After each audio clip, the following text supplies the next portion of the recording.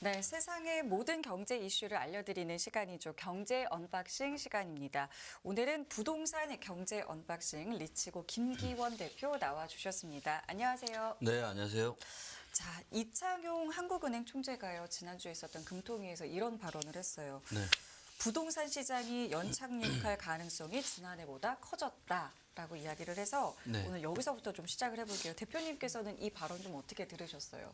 네. 최근에 이제 부동산 시장이 확실히 안정화되고 있는 게 눈에 보이고 있거든요. 네. 그래서 사실 작년 말 같은 경우는 굉장히 상황이 심각했고 네. 그러다 보니까 이제 매매가랑 전세가랑 굉장히 급락을 했었는데 네. 이제 1월 3일에 이제 대책을 꺼내고 특별보금자리론이나 이런 부분들로 인해서 네.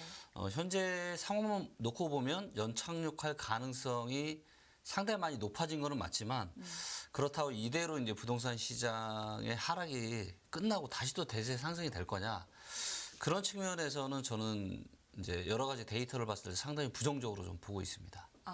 그 부정적이다라고 한다면 계속 하락을 한다는 말씀이신가요? 네, 지금은 여전히 많이 비싸고요. 예. 네, 그렇기 때문에 뭐 이게 뭐 1년 내에 떨어질지 2년, 3년, 4년 계속 꾸준히 떨어질지는 모르겠지만 부동산 시장의 대세 하락은 앞으로도 계속 지속될 가능성이 상당히 높아 보입니다. 데이터를 보셨을 때 그런 이제 결론에 이르렀다고 말씀해 주셨는데 뭐 어떤 이제 데이터들을 보면 네. 저희가 그런 것들을 좀 예측할 수 있는 네, 걸까요? 굉장히 여러 가지 것들이 있어요. 예. 그래서 부동산에 대한 이제 본질적인 가치가 뭔가를 우리가 좀 고민을 해본다라면 네. 일단 뭐 여러 가지가 있겠지만 기본적으로 이제 통화량이 있겠죠.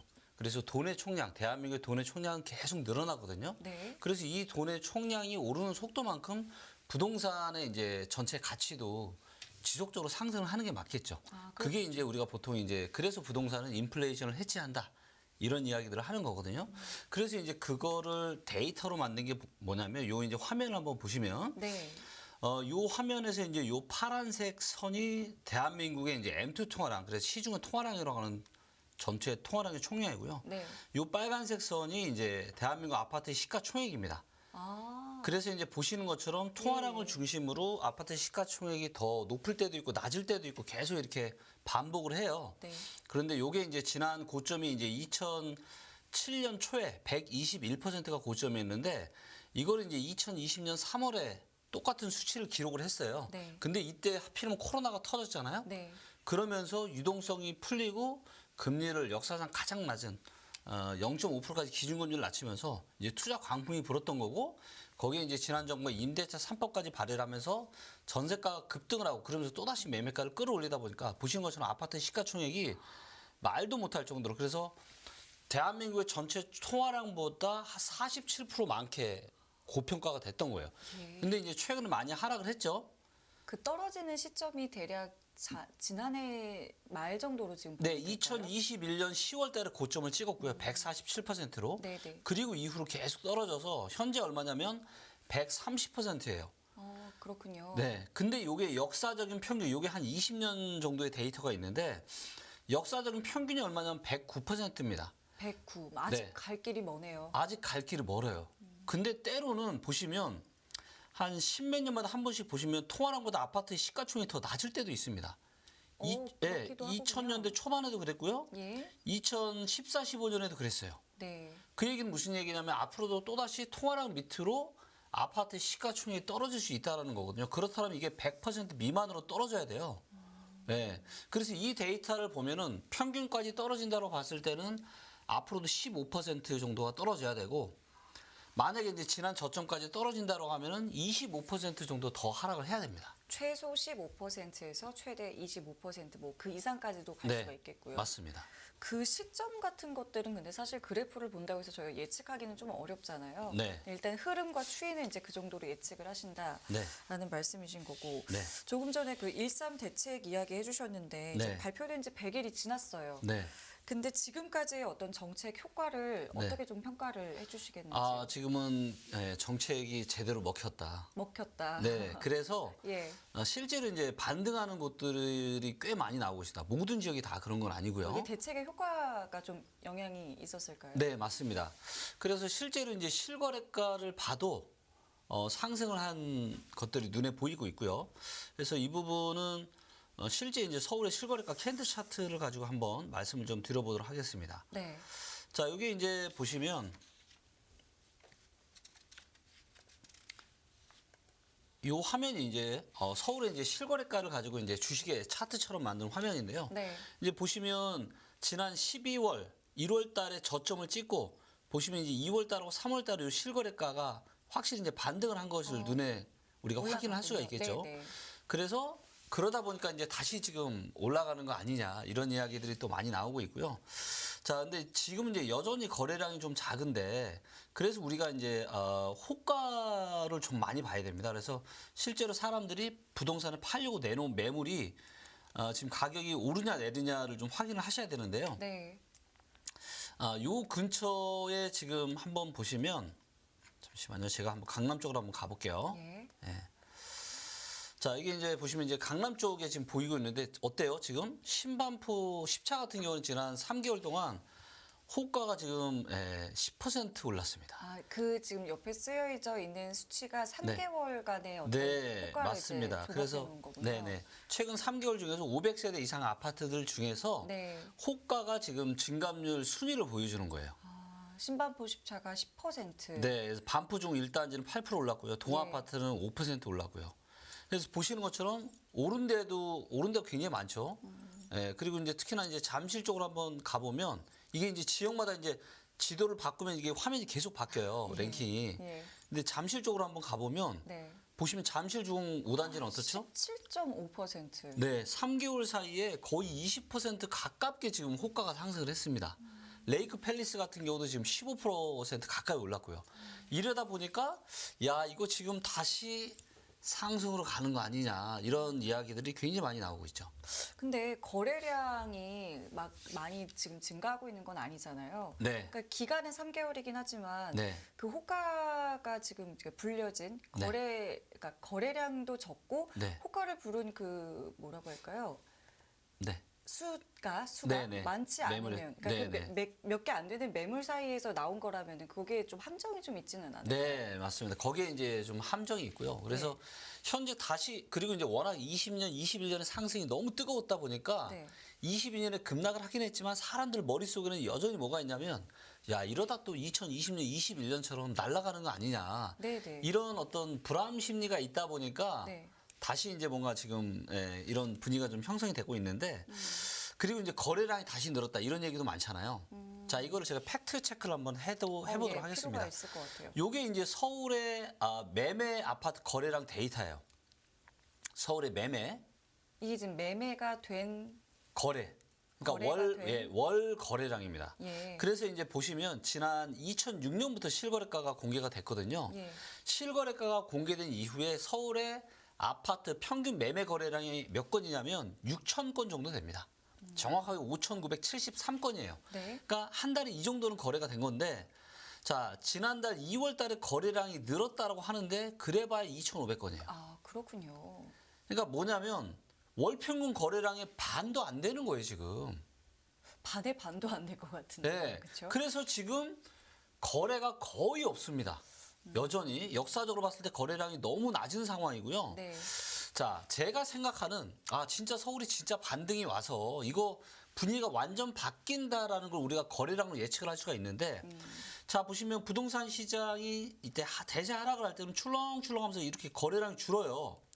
근데 중간중간 이렇게 거래량 튈 때가 있죠. 네. 이때마다 이제 뭔가 이제 이슈가 있었던 건데 보시면 이때도 하락을 하면서도 거래는 월 평균보다 훨씬 많은 7천, 8천 건, 심하게는 만 건씩 거래량이 터져요. 근데 이번에는 저는 심각하게 보는 게 뭐냐면 정부가 지금 사실 어떻게 보면 대놓고 지금 부동산을 부양을 하려고 1월에 이제 정책을 펴냈는데 네. 그런데 평균 거래량의 반도 안 돼요. 그렇게 불을 뗐음에도 불구하고 안 그랬으면 보통 시장이 이제 괜찮으면 이렇게 거래량이 터져야 되는데 네. 이렇게 거래량이 없다는 건 뭐냐면 그만큼 지금 대한민국 부동산 시장에 부동산을 살 사람이 없는 거예요. 이렇게 불을 떼줬음에도 불구하고 자, 그럼 언제가 우리가 진짜 상승으로 바라볼 수 있는 거래량이 나오는 거냐? 이렇게 돼야 돼요. 출렁출렁하면서 거래량이 늘죠. 네. 그래서 이 거래량이 느는 추세가 1년 이상 증가가 돼야 됩니다. 1년 이상. 1년 이상. 그래서 이제 보시면 정확하게 서울의 부동산 시장이 과거에 바닥을 찍었을 때가 언제냐면 13년 말이에요. 이때 거래량이 얼마냐면 보시면 7천 건이 넘습니다. 그래서 일단은 평균 거래량 6천 건이 넘는 거래량이 몇 달 터져야 되고요.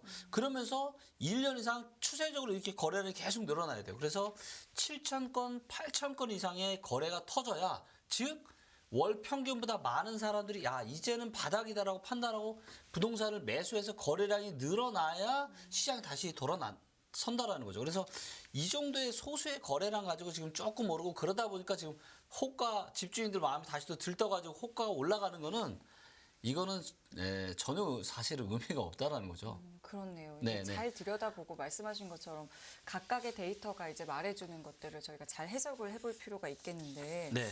이것도 좀 여쭤보고 싶은 게 이번 네. 달부터 이제 투기 과열지구인 강남, 서초, 송파 그리고 용산구에서 네.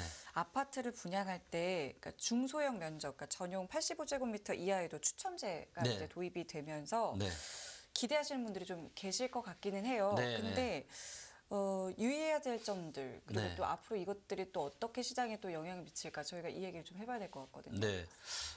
이게 뭐냐면은 이제 원래는 우리가 가점제, 즉 이제 점수가 높아야지 점수 높은 순서대로 청약을 받을 수가 있었는데 네. 이제는 이제 추첨제에 대한 비중을 늘리겠다는 거예요. 그래서 즉 가점이 필요가 없다. 그냥 가점이 낮은 사람 같은 경우는 아예 청약을 포기했거든요. 그쵸. 왜냐면 나는 어차피 뭐 해봐야 안 될 거야. 네네. 근데 이제는 추첨에 대한 기대를 비중이 높아지니까 나도 당첨될 수 있는 거 아니야? 결국에는 이제 지금 저는 이런 정책들이 나오게 된 배경이 지금 건설사들이 상당히 지금 어렵거든요. 미분양이 계속 쌓이고 있고. 네. 그러다 보니까 아무래도 이제 조금 청약 시장에 대한 온도를 조금 더 좋게 만들기 위해서 그래서 이제 추첨제를 하게 되면 좀 더 많은 사람들이 도전을 해볼 수 있잖아요. 그렇죠. 근데 저는 이제 그렇다고 지금 우리가 청약을 무작정 뛰어들 거냐라고 봤을 때는 이거는 정말 이제 좀 조심해야 될 것 같아요. 근데 다만 이제 어떤 건 있냐? 예를 들면 지금 분양을 하는데 청약을 하는데 그 주변에 오래된 아파트들밖에 없어요. 그러면 오래된 아파트들 많은데 새 아파트가 들어오면 이거는 희소성이 있잖아요. 그렇죠. 첫 번째 전제 조건은 이겁니다. 어차피 새 아파트 많은데 새 아파트 들어오는 건 희소성이 없기 때문에 이거는 저는 그다지 추천드리고 싶지 않고요. 하지만 주변에 오래된 아파트들밖에 없는데 새 아파트가 들어오는 첫 번째 조건, 두 번째 분양가가 현재 시세보다 최소한 15% 이상 저렴한 곳. 네. 예. 이런 곳들은 저는 한번 도전해 볼 만하다. 하지만 이런 조건이 아니다라면은 조금 유의를 좀 하셔야 되는 거 아닌가 그렇게 판단합니다. 그러면 만약에 지금 투자 목적이 아니라 실수요 목적으로 네. 집을 좀 이제 구매하는 것을 고민하시는 분들이 네. 뭐 매수를 하려고 한다라고 한다면 지금 시점이 네. 어떻다고 보세요?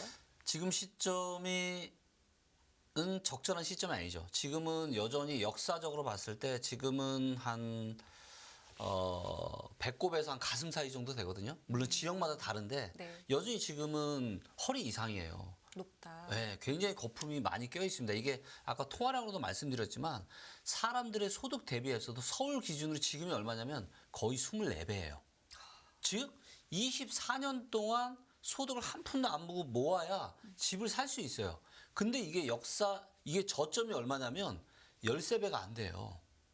13배가 안 13배. 되는데. 그러니까 2014년, 15년 그때가 소득 대비해서 아주 쌌을 때거든요. 이때가 13배도 안 됐어요. 지금 24배란 말이에요. 정말 높네요. 정말로 높아요. 그렇기 때문에 지금 이런 시점에 내 집 마련을 한다? 물론 나는 우리 대표님 얘기하신 것처럼 나는 15에서 25% 떨어져도 괜찮아요. 그리고 나는 거기에 대한 어느 정도 하방 압력이 있습니다. 이러신 분들을 제가 굳이 말릴 이유는 없지만 네. 사실 내 집 마련이라는 거는 인생에서 가장 비싼 구매 의사 결정이잖아요. 그렇죠. 그리고 이걸 어떻게 하느냐에 따라서 몇 억이 왔다 갔다 하는데 그래서 나는 좀 무릎 밑에서 사고 싶다. 이러신 분들은 기다리셔라. 기다리셔야 네, 지금은 그게 빠르면 저는 1년 뒤에 올 수도 있다고 생각하고요. 늦어도 한 2, 3년 정도 후에는 좋은 기회가 아마 올 겁니다. 네, 그래서 조금만 더 인내하시면 내 집 마련 하실 수 있는 좋은 기회가 오니까 지금보다 좀 더 기다리시면 좋을 것 같아요. 마냥 기다릴 수는 없잖아요. 뭔가 이제 데이터도 보면서 분석을 해가면서 네. 그 시점을 찾고 싶은 분들이 많으실 텐데 네. 어떤 것들을 가장 좀 중요하게 생각을 하시는지도 궁금해요. 데이터가 사실 굉장히 여러 가지가 있어요. 네. 근데 이 중에서 뭐 꼭 하나 찝어서 말씀을 좀 드리자면 네. 저는 주택 구매력 지수 데이터를 말씀을 드리고 싶어요. 구매력 지수 데이터. 네네. 주택 구매력 지수 데이터는 뭐냐면 네. 여기에는 집값을 결정짓는 가장 중요한 데이터 세 가지가 들어가 있습니다. 첫 번째가 집값, 가격이 들어가 있어요. 그래서 얘가 비싼지 싼지. 두 번째가 사람들의 소득이 들어갑니다. 가격과 소득. 그 다음에 세 번째가 주택담보대출 금리가 들어가요. 아, 주택담보대출 금리. 그렇죠. 그래서 내가 대부분 집을 살 때 대출 껴서 사잖아요. 그렇죠. 그래서 내가 대출을 껴서 집을 사는데 내 소득에서 이자를 납부할 거잖아요. 이 납부하는 부담이 크냐 작냐를 보여줘요. 아, 그러다 보니까 대출 껴서 집을 살 수 있는 사람이 많냐 적냐를 보여줍니다. 자, 요거를 실제 데이터를 가지고 제가 화면을 보면서 말씀을 드릴게요. 네네. 한번. 자, 요게 이제 서울의 주택 구매력 지수 데이터입니다. 네. 자, 얘가 이렇게 초록색이고 높을 때는 뭐냐면 대출을 끌어다가 서울에 집을 살 수 있는 사람이 많은 거예요. 네, 저평가됐으니까. 네네. 그만큼 이제 대출 끌어다 집 사는 게 부담이 없는 거죠. 자, 근데 지금 가장 최신 데이터가 2022년 4분기 연말 데이터거든요. 자, 이때가 역사적으로 봤을 때 어때요? 지난 20년 중에서 언제가 제일 안 좋죠? 지금이 지난 3, 4분기가 제일 안 좋죠. 예, 예. 즉 무슨 얘기냐? 지금 대출을 끌어다가 집 살 수 있는 사람이 역사적으로 봤을 때 가장 작다라는 겁니다. 아, 자, 그러다 보니까 이게 뭐랑 연결이 돼요? 거래량. 아까 뭐 많은 사람들이 야, 거래량 다시 늘어났다, 지금 다시 올라간다 얘기하지만 그 거래량 역사적으로 봤을 때 아까 데이터 봤을 때 어떻죠? 너무 작죠? 그렇죠. 왜? 지금 보시는 것처럼 대출 끌어다 집을 살 수 있는 사람이 지난 20년 중에 지금이 제일 없어요. 그러다 보니까 1월 3일 대책까지 쏟아 부었음에도 불구하고 거래량이 월 평균 거래량의 반도 안 되는 겁니다. 지금 저 지수도 거의 사실상 바닥을 찍었다가 살짝 올라오긴 했습니다만은 네. 어쨌든 말씀하신 것처럼 역사상 가장 낮은 수치에 지금 하나인 거잖아요. 네. 그래서 여러분들 지금은요 대출 끌어다 집을 사기 너무 부담스러운 거예요. 그렇기 때문에 아무도 안 사는 겁니다. 정말로 너무 중요한 의사결정이고 사실 어떻게 보면 저는 부동산 플랫폼 기업을 제가 운영하는 스타트업 대표이기 때문에 상승한다고 얘기를 하는 게 맞는 거예요. 그래야 뭔가 거래가 좀 많이 네, 있어야 하지만 좋으시죠. 저 역시도 이제 이 부동산에 대한 의사결정이 너무나도 중요하고 이거를 자칫 위험한 시기에 하면 큰일 나잖아요. 그럼요. 그런 마음이 있기 때문에 제가 데이터에 근거해서 팩트에 근거해서 제가 말씀을 드립니다. 그러면 지금 경제의 어떤 흐름들을 봤을 때 앞으로의 뭐 금리라던가 아니면 네. 일각에서 나오고 있는 뭐 경기 침체 국면 이런 것들은 어떤 변수로 좀 작용할 수 있을 거라고 보세요? 일단 저는 시나리오를 크게 한 두 가지 정도로 좀 보고 있습니다. 첫 번째는 지금 뭐 미국 경기 침체가 하반기에 올 거다라고 네. 이미 공식적으로 얘기를 했잖아요. 그리고 뭐 상업용 부동산이나 이런 거에 대한 지금 상당히 심각성들이 이렇게 대두되고 있고. 그래서 이제 많은 이제 전문가분들이 지금은 2008년도와 유사한 부분들이 너무 많다. 그때도 2008년 초반에도 은행에 대한 문제들이 좀 있었거든요. 근데 이것들을 무마시켰고, 근데 이런 것들이 이제 5월 중순서부터 뭔가 주가가 문제가 생기더니 이제 서브프라임 사태가 터졌던 거고, 이번에도 혹시라도 만약에 비슷한 문제가 터진다라면 부동산 가격은 아마 단기간에 급락을 하게 될 겁니다. 그래서 오히려. 네네. 그래서 작년 기준으로 2022년 기준으로 서울의 실거래가가 20% 이상 빠졌어요. 단기간에. 네. 그러면 이번에 그런 문제가 생긴다면 이번에도 그렇게 빠지겠죠? 그러면 올해 뭐 여름이나 하반기부터 그런 문제가 생긴다라면 그때부터 1년 사이에 아마 제가 말씀드린 15에서 25% 정도가 빠질 거예요. 그러면 그때 가서는 상당히 매력적인 구간을 올 수가 있겠죠. 거품이 근데 많이 근데 빠졌으니까. 한편으로 또 두려울 수도 있을 거라는 생각도 드는데요. 근데 사실 그럴 때가 기회입니다. 여전히 사람들이 기대 심리가 아직은 있잖아요. 그렇죠. 이럴 더 때가 떨어질 위험한 거라는. 거고요. 사람들이 기대 심리가 없을 때. 근데 가장 중요한 건 우리는 데이터가 있잖아요. 데이터를 바라보고 또 그런 위기가 생기면 금리를 어떻게 하겠죠? 올릴까요? 내릴까요? 내리겠죠. 내리겠죠. 그럼 금리도 낮아지고 집값은 거품이 많이 빠졌고 주변에 사려고 하는 사람은 없고 그때야말로 진짜 선수들이 뛰어드는 시기가 저는 될 거라고 좀 보고 있고요. 그게 요게 첫 번째 시나리오고 두 예. 번째 시나리오는 뭐냐면 경기 침체가 없을 경우에 자 그렇다면 금리가 당장 쉽게 내려갈 수 있을까요? 뭐 유지되거나 만약에 물가가 잡히지 않으면 금리가 내려가기가 쉽지가 않을 거예요. 네네. 근데 부동산의 거품이 바로 빠지지 않겠죠. 이런 시나리오대로라면 아마 부동산 시장이 거품이 서서히 빠질 겁니다. 2010년, 11년, 12년, 13년, 4년 빠졌던 것처럼.